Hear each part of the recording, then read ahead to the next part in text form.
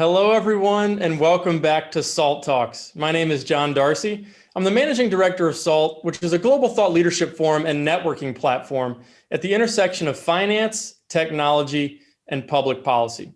SALT Talks are a digital interview series that we started in 2020 with leading investors, creators, and thinkers.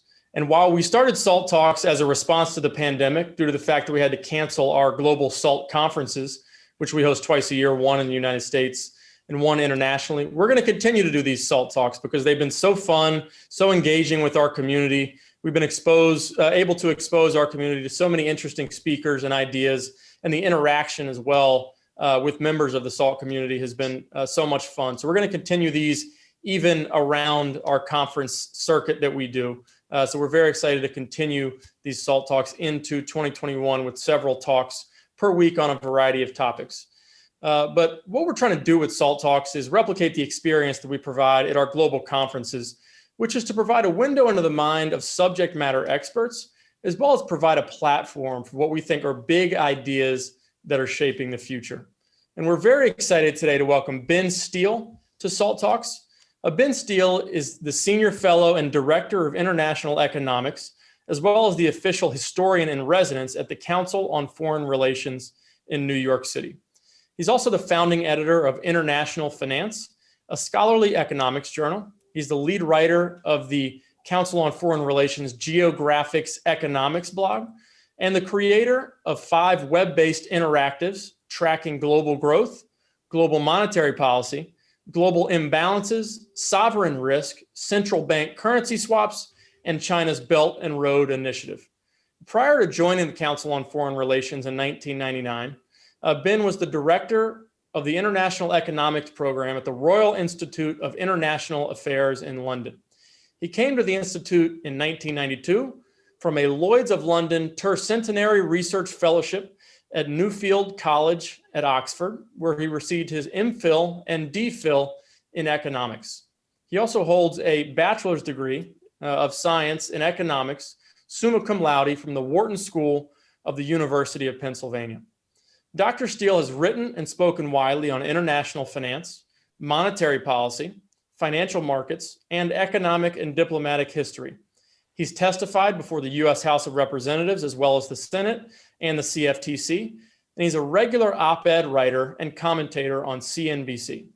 His most recent book, The Marshall Plan, Dawn of the Cold War, won the New York Historical Society's 2019 Barbara and David Zalaznick Prize for Best Work on American History. It won the American Academy of Diplomacy's 2018 Douglas Dillon Prize. It won the honorable mention or runner-up of the 2019 ACES Marshall D. Shulman Prize, and was shortlisted for the Duff Cooper Prize, and is ranked number 3 among Book Authority's best diplomacy books of all time. Hosting today's talk is Anthony Scaramucci, who actually is a member of the Council on Foreign Relations. Anthony is the founder and managing partner of Skybridge Capital, a global alternative investment firm. Anthony is also the chairman of SALT. And with that, I'll turn it over to Anthony for the interview. Well, Dr. Steil, I have to tell you, I read your book. It feels like 100 years ago now, sir. I read it back in July of 2019. And I was thinking to myself, what a splendid book and what a splendid moment to write a book like this, because it was a time when America was thinking very big on the world stage in terms of how to be inclusive and engaged and how to make the world more peaceful through global shared prosperity. And so congratulations on the book. I know it's done very well. It's a bestseller. The Marshall Plan, Dawn of the Cold War. Ben, if you know anything about me, I'm not really that promotional, right? If you probably, so that's why I'm waving the book like it's a windshield wiper in front of me. But I want people to go out and read this book because it's very timely for what's going on in the world today. And you talk about in the book monetary nationalism and globalization as being a dangerous combination. And I would hoping you could explain to people who haven't yet read the book what that means. Dr. I think I actually made that particular comment in my previous book, which was called The Battle of Breton Woods. That was an historical narrative on the Breton Woods International Monetary Conference of 1944. That's where the IMF and the World Bank were created, and the dollar-based international monetary system. And actually got the idea of doing the Marshall Plan book while I was writing Breton Woods. I was working on an aftermath chapter, and it really hit me how very different the view of the post-war world was under President Truman in 1947 when the Marshall Plan was launched, and what it had been under FDR in 1944 when the Breton Woods conference had been held. Explain that to people, because a lot of people don't realize this, but in the mid 40s, 43, 44, FDR was building the post-World War II architecture, as you point out in the book. But Truman had a totally different vision for where he wanted to go relative to FDR. So I was wondering if you could contrast those two visions. Right. So in 1944, the U.S. is very near the zenith of its power historically. We account for more than half the world's manufacturing output. 1 year later, we would have sole possession of atomic weapons. So this is a period in which we had enormous leeway to improvise with the architecture of both the global economy and the global political system. Now, in 1944, FDR was still proceeding under the expectation, or one might say the hope, that we could have what he called a one world architecture. This is a world in which the United States and the Soviet Union would somehow find a means of cooperating with each other to promote peace and stability and economic prosperity throughout the world. Now that sounds naive now, but in April of 1945, when FDR died and Truman took over, he had no intention of overthrowing this foreign policy architecture that had been handed down to him by FDR. It was really circumstances that dictated that we needed to go in a very different direction. Now, there were four pillars of foreign policy thought that underlay FDR's one world vision. And those were the following. First of all, that the British Empire could somehow be peaceably dismantled. That didn't work out. The British Empire collapsed very violently and chaotically in early 1947. Second, that the Soviets could be co-opted into a permanent peacetime alliance with the United States to promote political and economic stability through institutions like the United Nations, the IMF, and the World Bank. That didn't work out, obviously. The third was that Germany could somehow be profitably dismembered and deindustrialized. This was the so-called Morgenthau plan for Germany, developed by FDR's Treasury Secretary, Henry Morgenthau. The Truman administration was forced to reverse this because Germany was sinking into chaos and disorder, and it was redounding to the benefit of the Soviet Union. And finally, and this goes back to Breton Woods, there was a fourth pillar, and that was the idea that somehow a globally integrated economy could be rebuilt on the basis of just short-term loans from an international institution, the IMF, that would help countries who were in temporary balance of payments difficulty get back on the right track. That didn't work at all. When I referred to this idea of monetary nationalism, that was the idea at Breton Woods that the United States could have it all, that we could have the dollar, US dollar, as the foundation of an international monetary system, but it would be indelibly backed by gold. And we could meet this promise without, in any sense, tying ourselves down. As I pointed out in that book, it didn't turn out to be anything of the sort. So when we get to 1947 and the Marshall Plan, the Truman administration is already in a major corrective mode. Now the State Department is talking openly about a two-world vision for the post-war order, very different from the one that FDR had developed. And in this world, there would be Marshall states that would effectively be led by the United States, and these would value above all things a democracy, a liberal political order, and free markets. And there would be what the State Department called the slave world, or the communist world, which would be led by necessity of the Soviet Union. And obviously the Truman administration wanted to keep that as small as possible, concentrated in Eastern Europe, the immediate periphery of the Soviet Union. And so it's a fascinating time, because you also point out in the book that improvisation that we were really trying. It's not, sometimes people look back on the past and say, okay, they had this grand blueprint and they masterfully created this architecture, but it was a work in progress. And of course, we have the situation in Turkey and Greece, which led to the introduction of the Truman Doctrine and the rejection of communism around the world.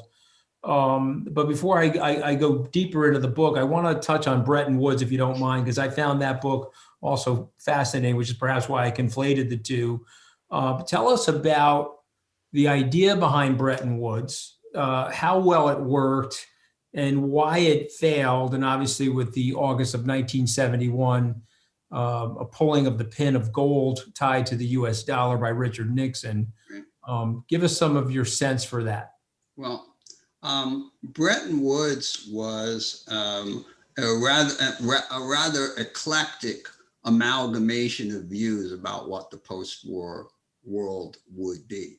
On the one hand, it was an extremely nationalist view, led by Treasury Secretary Henry Morgenthal's assistant, Harry Dexter White. He was going to build this architecture around a US dollar, which he said would be tied to gold, but in no way did he want the United States to be constrained in how it operated its economy by gold. So we wouldn't obey any sort of rules dictated by the movement of gold ownership across borders. We would just have so much gold that people would be obliged to use the US dollar simply because after World War II, it was the only credible voucher for gold. It's hard to put ourselves back in that mindset now, but back in 1944, people really viewed gold as being the foundation of money, and national currencies just being either more credible or less credible vouchers for gold.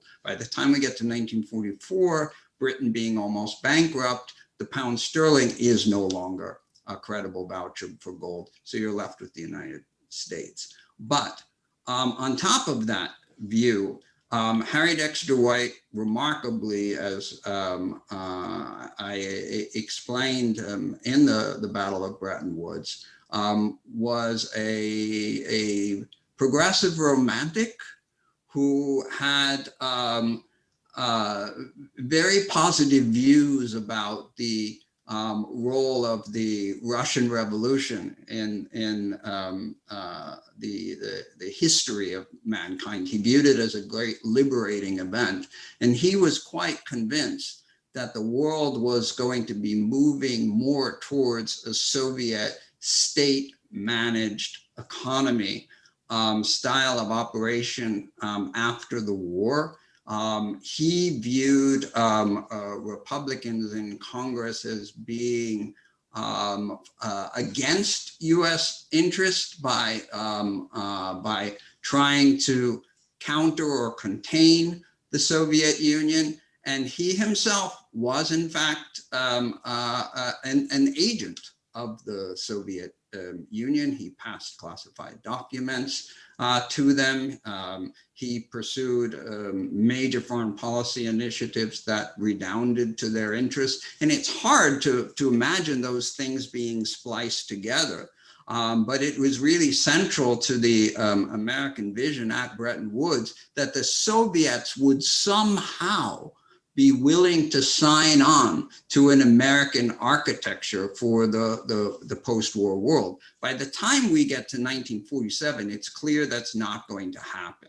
And none of the assumptions that Harry Dexter White took into Breton Woods turned out to be true. For example, the monetary system at Breton Woods assumed that all the major European currencies would be completely convertible into US dollars. It wasn't, in fact, until 1961 that took place. So what we call the Bretton Woods system that supposedly lasted from 1945 until Nixon closed the gold window in 1971 really didn't even start operating until 1961.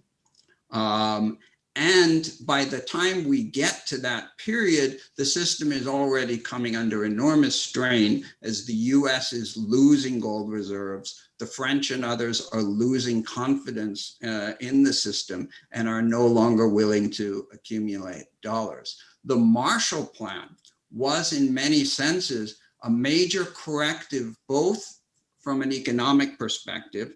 That is, the United States now realized that we needed much more than short-term loans from a new international institution to revive a global economy. We were going to have to reconstruct the economies of Western Europe on the fly, and it was going to be enormously expensive. And second, that we were not going to be able to do this in conjunction with the Soviet Union. In fact, we had to expect that the Soviet Union was going to resist this initiative, as they did.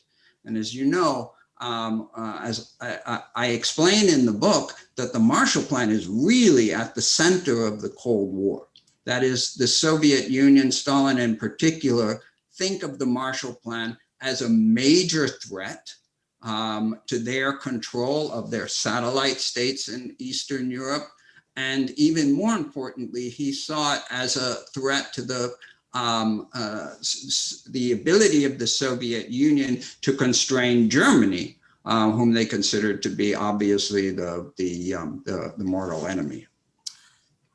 And you know, I've heard you say this stuff before, Dr. Steil, but I'd like you to repeat it to our SALT viewers and guests about the size and scale of the Marshall Plan. Yes, the 14 or so billion dollars at that time, but what did it mean in today's dollars and as a percentage of GDP today? Because I think those numbers are actually monumental. Right.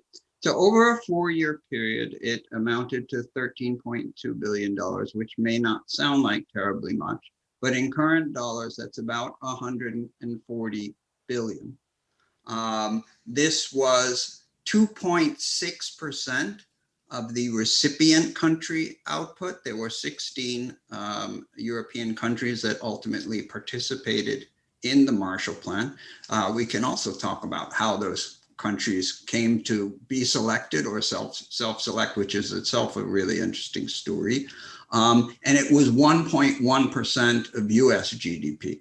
Now, to put that in context, if we were to launch a Marshall Plan today of equivalent size in terms of the percentage of our economy, we would be talking about a plan greater in size than $800 billion.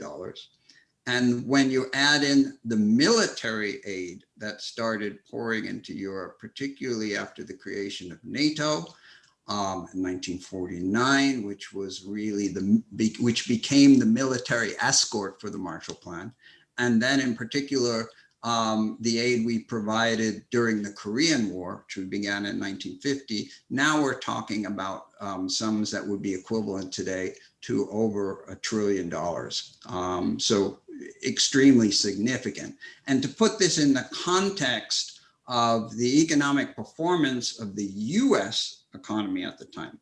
In 1946, so this is the year after the war ends, we had a GDP growth rate of negative 11.6%. So this was a massive economic contraction brought about by the collapse in government spending with the end of the war and the withdrawal of our troops. So it was a very, very difficult period of economic adjustment in the United States. As you can imagine, few in Congress, particularly on the Republican side, were in any mood for a major new foreign aid program. They wanted their peace dividend. They wanted tax cuts. To selling this idea to the American public was itself a very major initiative. There was, as Marshall liked to put it, a Marshall Plan to sell the Marshall Plan. Yeah. Well, that's another fascinating part of the book, because it's not Marshall's idea. Right. It sort of germinates to him, and Truman says, well, there's no way it can be the Truman Plan because I'm not that popular up on the Hill. Atkinson, isn't popular either for that matter. And so they turn to the five-star general, the chief of staff of the Army, and he unveils this plan at Harvard University. He gives the very famous commencement address talking about the rebuilding of our allies, but also our adversaries. And so it's a fascinating part of human history, because this could be the only time where a vanquishing power is replenishing and rebuilding the vanquished, which is in very stark contrast to what happened after Versailles and the Treaty of Versailles, which called for wartime reparations and loans. And so my question, Dr. Steil, is, did it work? The short answer is yes, but as you pointed out earlier, this was very much a grand improvisation. Mind you, there was a lot of planning that went into it, a lot of serious planning. But there were major adjustments that were made on the fly. So if you look at the original vision of the Marshall Plan, where did it come from? Now, you and I both know, Anthony, that the best policy ideas almost always come from economists. But in this particular case, in this rare particular case, they didn't come from economists. Let's not go into that story then. Let's drop the story. Let me go to another question. It didn't come from an economist, Dr. Steil. I don't want to hear about it. Go ahead. Where did the ideas come from? So very surprisingly, they came from the military establishment. And why is that? Consider the situation that we were in May of 1945, when the fighting stops in Europe. We have over 3 million troops in Europe. The American public wants them home immediately.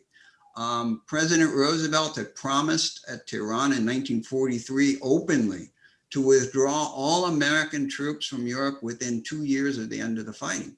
And as I pointed out earlier, Truman at this point is not looking to reinvent the world. He's actually searching for FDR's blueprint so that he can execute it. And he starts withdrawing the troops. By the time we get to 1946, the American military and diplomatic establishment knows that they have a huge problem on their hands, because FDR had believed, or wanted to believe, that the Soviets would effectively contain themselves after the war, that is, that they would be satisfied with their newly expanded borders and security zone, their buffer that they had created in Eastern Europe. But by 1946, it's clear they're not satisfied. They're threatening Iran. They're threatening Turkey to take over territory. They refuse to withdraw troops from Iran. They only back down when Truman sends a large military flotilla into the region. But the American military establishment knows that's not going to do. That's not going to be sufficient for Europe. So how are we going to protect our most vital interest in the world, which we consider at the time to be in Western Europe, without relying on the military? And so they looked to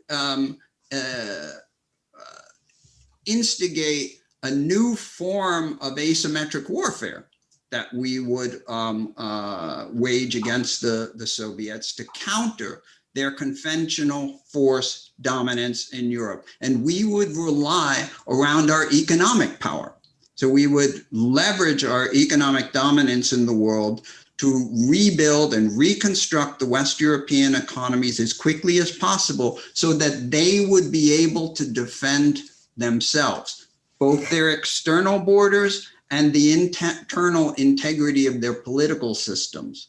What we didn't wager, however, at the time, was that the Europeans wanted no part of an integrated Western European economic and political structure. The French and the British in particular said, this is a mortal threat to our security. If we're no longer going to be self-sustaining, if we're going to be dependent on one another, how do we defend our borders? The French, for example, said, you know, you're withdrawing your troops from Europe. In 5 years' time, what do we do if the Germans cut off our coal supply? Or more likely, since you're going home, the Soviets will have taken over Germany and they will cut off our coal supply. If we're going to go forward with your economic and political integration vision, that is the vision behind the EU, which actually came from the United States. Contra Donald Trump, who, as you know, said that the EU was created to screw the US on trade. It was in many ways created by the State Department. If we go forward, we Europeans, with your vision, we won't be able to protect ourselves. So we need security guarantees from the United States. So in 1949, a year and a day after passage of the Marshall Aid legislation, we passed the NATO Founding Act legislation. And so if you go back to the first part of my explanation here, the American military establishment was looking for a way to protect Western Europe without using the military. Yet the Europeans made it clear to us that that was a dream that could never be fulfilled, that the US would have to make firm security commitments to Western Europe in order to get them to go along with the American integration ideas. And so this is a brilliant exposition of what's in the book. And so it begs the question, did this work for the United States? Right. And did this work for the West in terms of setting up the architecture? Although it wasn't a one world architecture, it set up the architecture for the free world to have a semblance of long-term peace and long-term prosperity. And if so, what are the lessons that can be learned from that? Right. So when we asked the question, did it work? If you look at the early studies that had been done on the Marshall Plan, you know, going back to the late 1940s and 1950s, they really just simply looked at the amazing recovery of the West European economies and said, yeah, well, all this aid must have worked. Look at the performance of these economies between 1948 and 1942. Output in the Marshall countries increased by over 60%. To put that in context, if we take the 4.5-year period running up to 2008 and the great financial crisis, the EU's total growth rate over that period was 15%. So this is a really remarkable regeneration of the European economies. But only later did economists start questioning, you know, how much of this came from the Marshall Aid. So as economists were wont to do, they ran regressions, looking for the secret sauce. What was it that revived the economies? They asked, was it, for example, that this aid money allowed them to import vital commodities, industrial machinery, et cetera, that they wouldn't otherwise have been able to bring in? Did that revive the European economies? And the answer is yes, but it would only explain about 0.5% of growth, whereas you're seeing many multiples of that, up to 7 percentage points of additional growth coming from the Marshall Plan. Was it the fact that government spending was increased? No, government spending as a percentage of GDP over those 4 Marshall years actually fell in Europe. So it wasn't that. But what was the answer? What was it in the Marshall Plan that really regenerated the European economies? And I go back to George Kennan's point, the famous American diplomat. George Kennan is one of the architects of the plan. He's no economist, but he recognizes that the primary benefit of the Marshall Plan is going to be psychological in Europe, to convince the Europeans that, unlike after World War I, we are not going home. That's why the Marshall Plan is a 4-year scheme rather than a one-day scheme in which we write them a giant check and wish them well. We wanted to convince the Europeans that we were going to be with them year after year.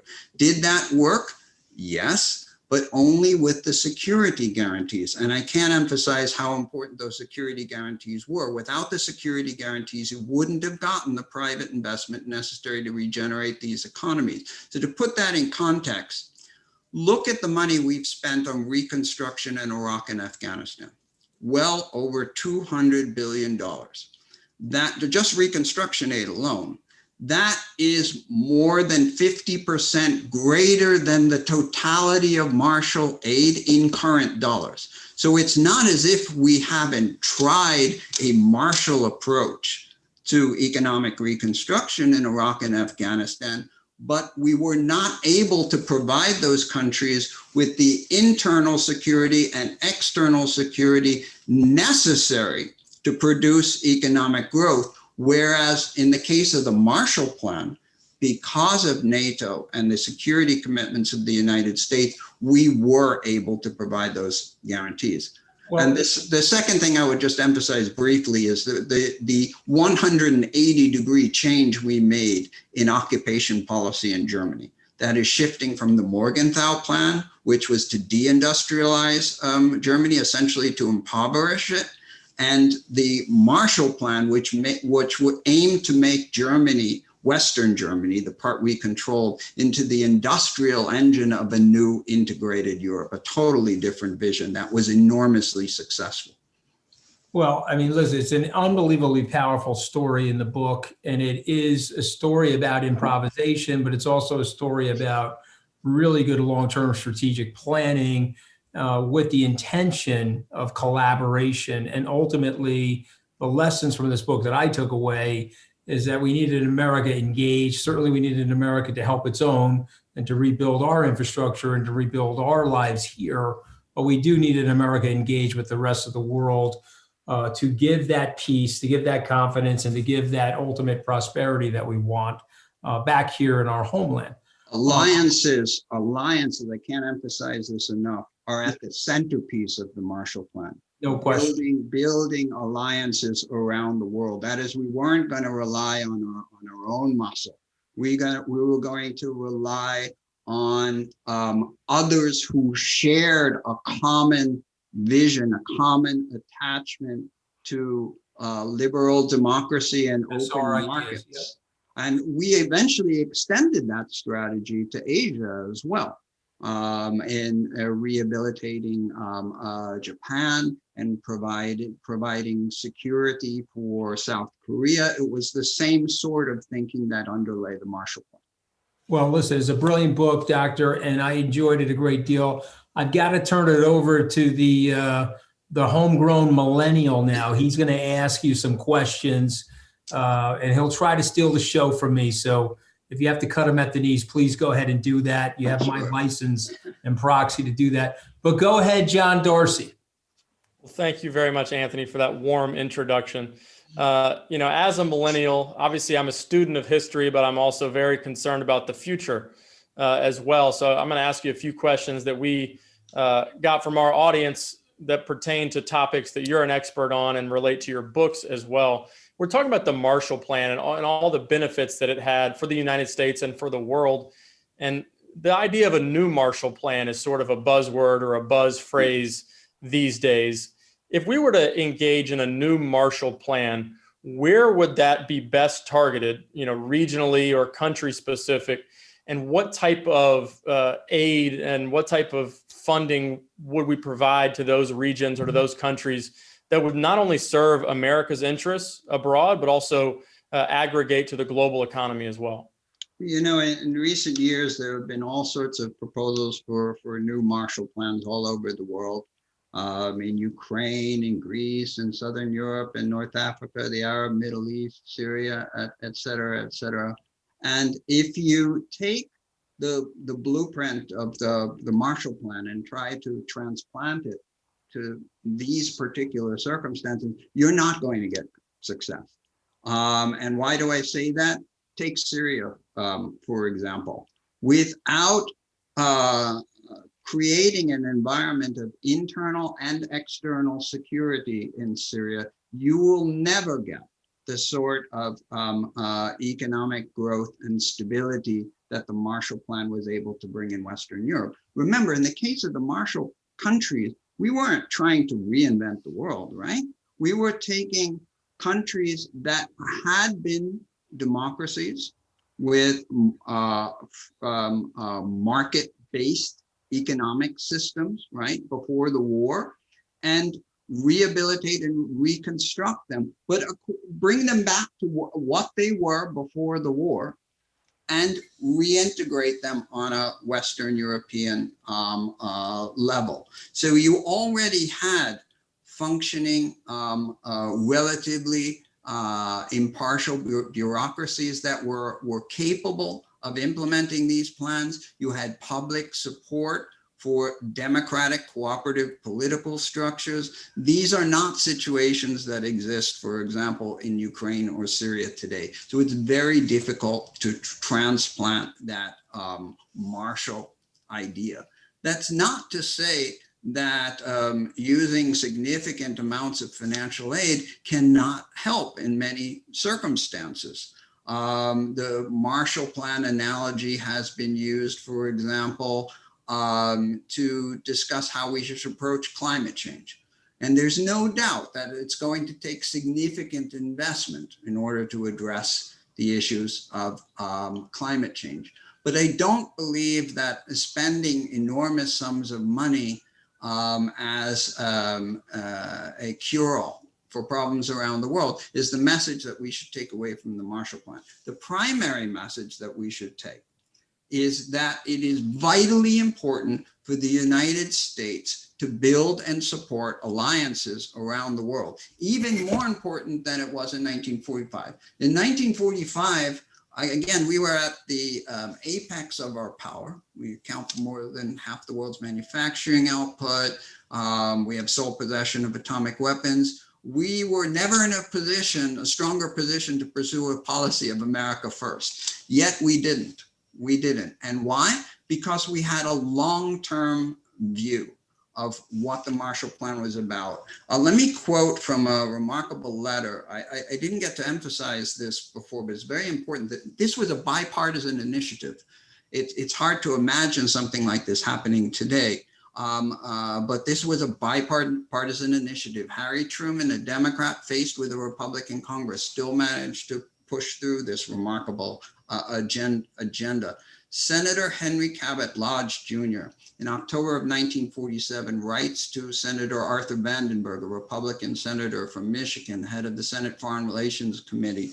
And let me read you what he said. I think it's just so remarkable and spot on. He says, and I'm quoting, "The recovery of Western Europe is a 25 to 50-year proposition. And the aid which we extend now and in the next 3 years will in the long future result in our having strong friends abroad." So fast forward from the Marshall Plan to 1989, right? This is 42 years after the Marshall Plan. The Berlin Wall collapses. And what do we notice immediately? That the alliances that America built as offshoots of the Marshall Plan, NATO and the embryo of the European Union, are now more popular than ever. The newly liberated countries of Central and Eastern Europe are clamoring to get in, whereas the alliances such as they were that the Soviets created, like the Warsaw Pact, collapse overnight. Now, these alliances are far more valuable to us today, now that we only represent a quarter of the global economy, than they were in 1945 when we were half the global economy. So we are reaping the dividends today of the investments we made then. So to give you other examples of what I consider successful examples of Marshall thinking, think of the creation of NAFTA. NAFTA was not just about integrating the economies of North America. It was about putting the political relationship between the United States and Mexico on a very different path. demonstrating to the Mexicans that we respected their sovereignty and that we were treating them as equal partners in an important initiative.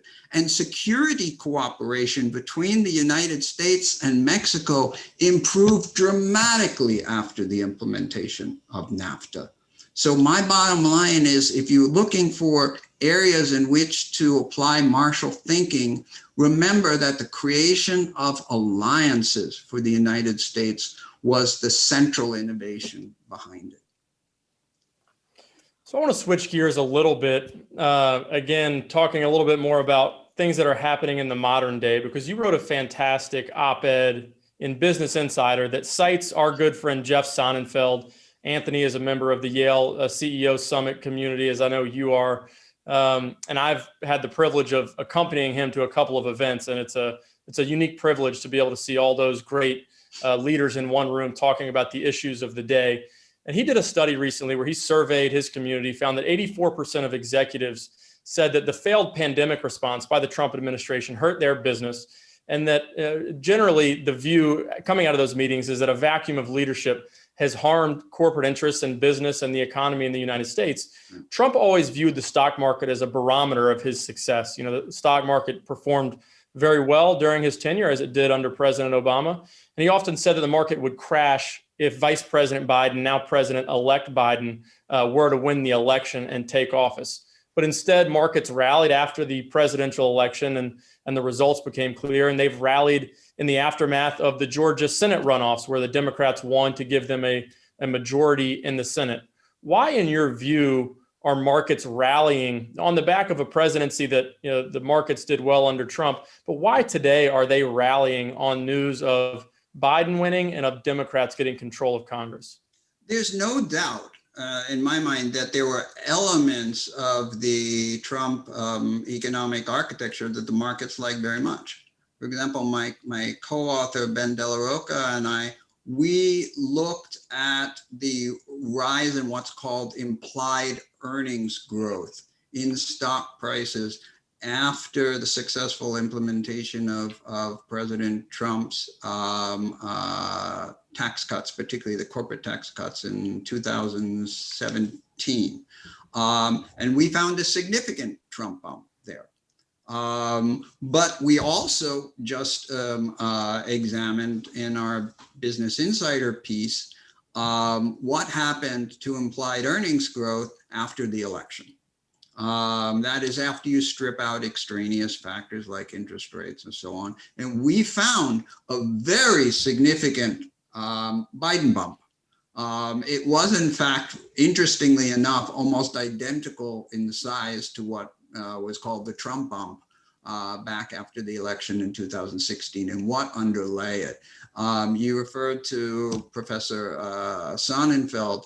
Well, we think first and foremost, if you look at his survey work and the survey work that others have done, business wants to see the pandemic addressed effectively and with far more vigor than it's been addressed by the Trump administration. Professor Sonnenfeld's surveys really made clear the degree to which executives were not only deeply concerned about the pandemic, but believed that President Trump's response to the pandemic was holding them back. It wasn't just, gosh, this pandemic is awful, but our response to the pandemic is grossly insufficient. So this is one reason. Another reason is that the markets are very positive about the prospects for more fiscal stimulus. And I think that's primarily what you're seeing now in terms of the reaction to the Georgia vote. That if the Democrats come to control the Senate, the prospects for another very significant stimulus package are very good, and perhaps even more. Perhaps we'll finally get a significant infrastructure initiative, which the markets would also applaud.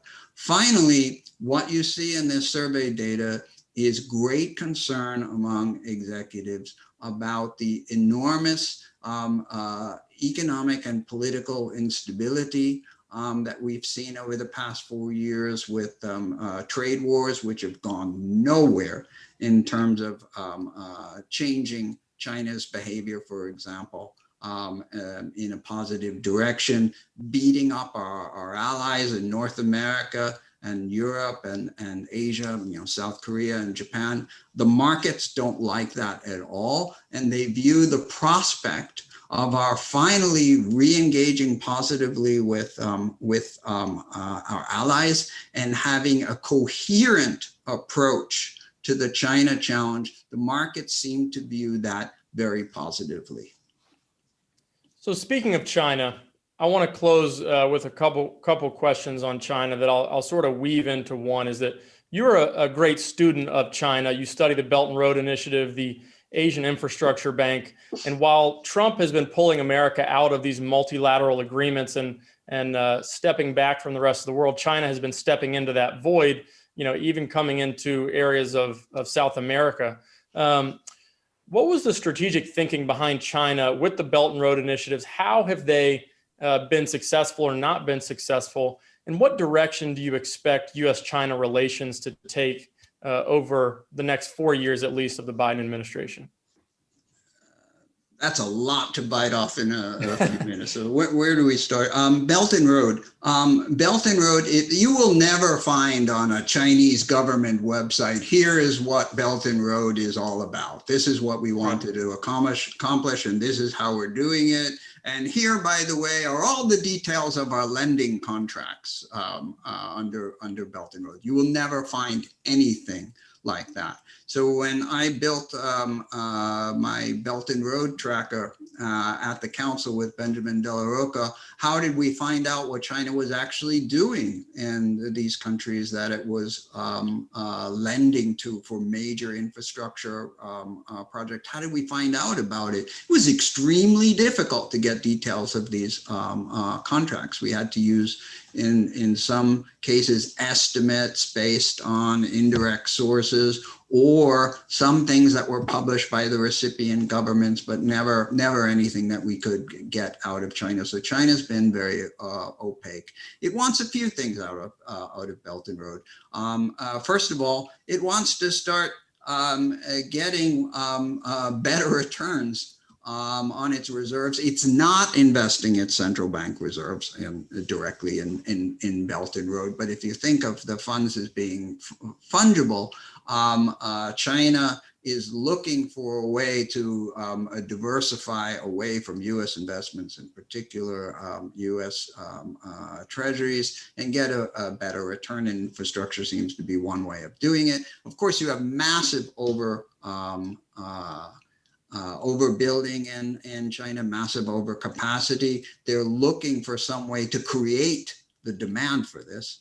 So they're lending to these developing countries. These countries will then hire Chinese firms to build the infrastructure.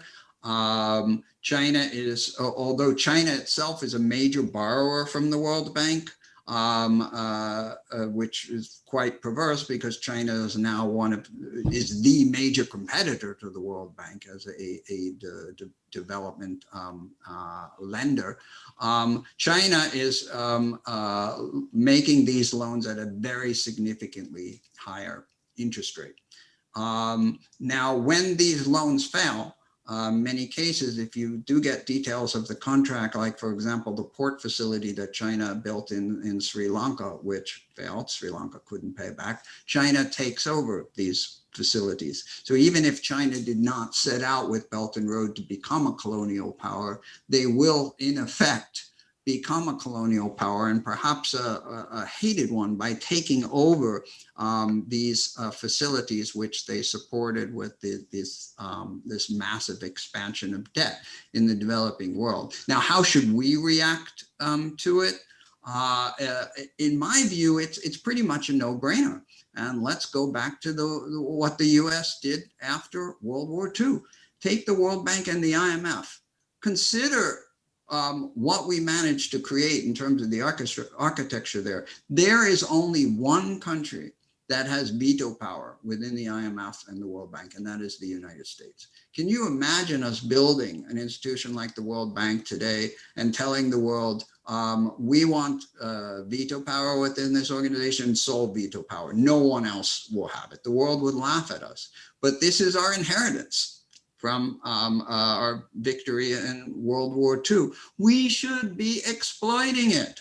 Nothing can happen within the World Bank without our agreement to it. We should be putting more capital behind the World Bank. Again, why? We can use it to promote our values, our way of doing things, our dedication to non-corruption, our dedication to environmental protection, our dedication to not creating debt traps. And guess what? We get to leverage it with other people's money, because most of the money actually comes from the other countries who participate in the World Bank. It's an absolute no-brainer for the United States in its own interest to be pursuing these initiatives through the multilateral institutions that it itself created. Again, coming back to the point, alliances. We built institutions and alliances after World War II. We should be today reaping the benefits of those institutions because our allies have been so significantly enriched by this architecture that we created. The fact that they're still willing to work with us and indeed are enthusiastic about working with us is the greatest advantage that we bring in terms of countering China's rise to dominance in the global economy. So we should be showing a united face to China. We should be showing the world our positive values, our dedication to liberal democracy and open markets. If we do this together with our allies and within the multilateral institutions that we created after World War II, we will have far more moral capital than we would by going it alone.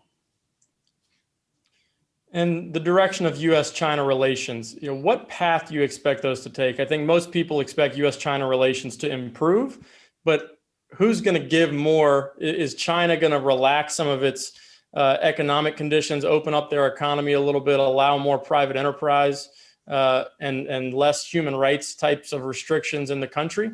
Or do you expect the United States to acquiesce more to demands that China is making on our side? Yeah, unfortunately, I think the road that China is headed down right now is pretty clear. It's a road towards more state economic control, more authoritarian political control, more regional belligerence toward other nations in the area, and we have to be concerned about it. But the question is, how do we address it? And again, I can't harp on this more strongly enough. We need to do it together with our allies.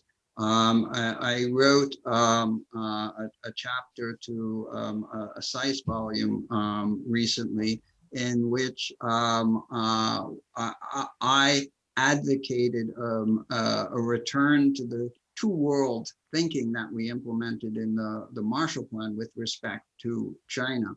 That is, we need to build a massive coalition around the world of like-minded countries with which we will develop things like 5G and 6G infrastructure, things of that nature, so that we will not be reliant on China.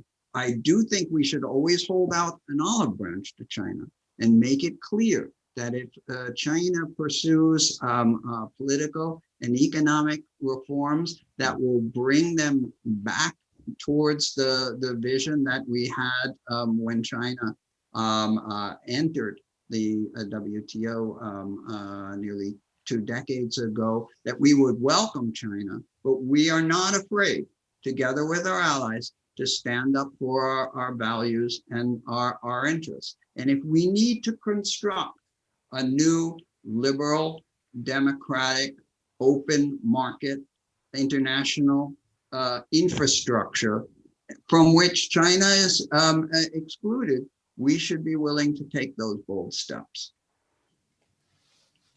Ben, thanks so much for joining us. It's a pleasure to have you on and your rich expertise.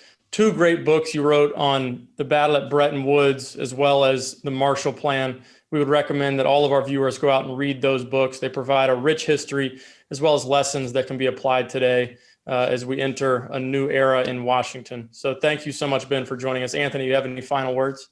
Ben, anything you're writing currently that you could talk about?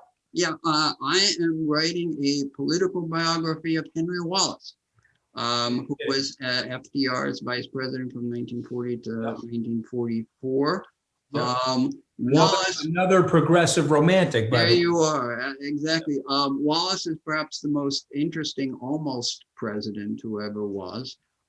He lost out to Harry Truman in a very strange open convention for vice president in 1944, and had he won that nomination, he would have become president on FDR's death, and instead of Harry Truman, and he would have tried to take the nation in a very different direction. So I'm writing this book on the basis of fascinating new Russian and FBI archival material that's never been brought to bear, to sort of to tell the story of the vision that he had, and to really tell a counterfactual history of what might have happened had Henry Wallace, rather than Harry Truman, become president in 1945. Well, we really appreciate you being on. Thank you. And I hope to get you back on for that book once it's published, Ben. It'd be my pleasure. Thank you. Really appreciate it, Dr. Steil. Thank you for joining SALT Talks. My pleasure.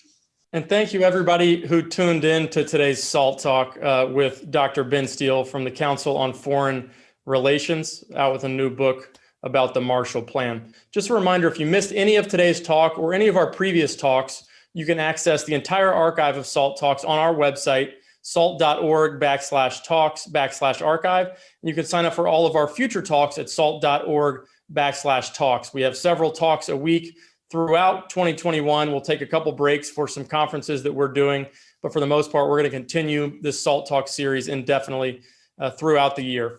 Please follow us on social media. We're on Twitter, Facebook, Instagram, LinkedIn, and please tell your friends about SALT Talks. We love growing our community and exposing more people to the educational expertise that our speakers provide. On behalf of the entire SALT team, this is John Darcy signing off for today. We'll see you tomorrow again on SALT Talks.